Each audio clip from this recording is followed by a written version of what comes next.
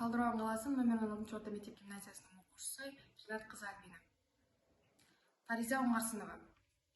Аққу тағдыр. Қара бұлттан кенеттен соғылды күн. Құлады аққу. Қиды екен жолыңды кім? Аққу ана отырды ұясында бауырмен тербетіп көгілдір. Киелі деп аққуды жұрт ұғады. Арқалаған қандай жан бұл күнәні? Аққу ата қаңсырап жатты жерде жан ұшырып сыңары шырқылады. Көз ашқанда ай, күні батқаны ма? Солық екен құзғындар қаптады да. Бірін-бірі итере үймелесіп бес қойысты аққуды пәк қайнына. Шыр айналды сыңары жаны шығып. Сыбайлады қанатын қарқырата.